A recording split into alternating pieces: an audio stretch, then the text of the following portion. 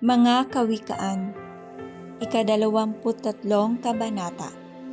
Kung ikaw ay kasalo ng may mataas na katungkulan, huwag mong kalilimutan kung sino ang iyong kaharap. Kung ikaw man ay matakaw, pigilan mo ang iyong sarili. Huwag dudukwangin agad ang pagkain, baka iyon ay pain lang sa iyo.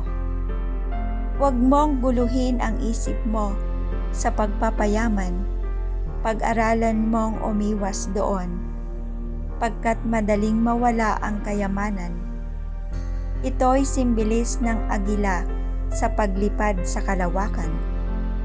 Huwag kang makikikain sa taong kuripot, ni nanasain man ang masasarap niyang pagkain, pagkat yaoy maninikit sa iyong lalamunan. Aanyayahan ka nga niyang kumain at uminom, ngunit hindi bukal sa kalooban. Isusuka mo rin ang lahat ng iyong kinain at masasayang lamang ang maganda mong sasabihin. Ingatan mo ang iyong dila sa harap ng mga mangmang. Hindi niyan mauunawaan kahit gaano kaganda ang sabihin mo. Huwag mong babaguhin ang hangganang malaon ng nakalagay, ni sasakupin ang lupa ng mga ulila, pagkat ang tagapagtanggol nila ay ang makapangyarihan, at siya ang iyong makakalaban. Huwag kang hihiwalay sa mabubuting aral, at pakinggan mong mabuti ang salita ng karunungan. Disiplinahin mo ang bata. Ang wastong pagpalo ay hindi niya ikamamatay. Manapay ililigtas mo ang kanyang buhay. Anak, matutuwa ako kung lalabas kang matalino. Makadarama ako ng pagmamalaki kung ang mga salita mo ay may karunungan.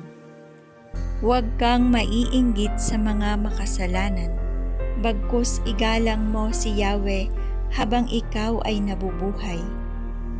Kung magkagayon ay gaganda ang iyong kinabukasan. Anak, maging matalino ka at pag-isipan mong mabuti ang iyong buhay. Huwag kang makikisama sa mga lasenggo at sa masiba sa pagkain, pagkat sila'y masasadlak sa kahirapan at darating ang panahong magdadamit ng basahan. Pakinggan mo ang iyong ama na pinagkakautangan mo ng buhay, at huwag hahamakin ang iyong ina sa kanyang katandaan. Hanapin mo ang katotohanan, kaalaman at unawa. Pahalagahan mo ang mga ito at huwag pababayaang mawala. Ang ama ng taong matuwid ay tigib ng kagalakan. Ipinagmamalaki ng ama ang anak na matalino. Sikapin mong ikaw ay maging karapat-dapat, ipagmalaki ng iyong mga magulang, at madudulutan mo ng kaligayahan ang iyong ina.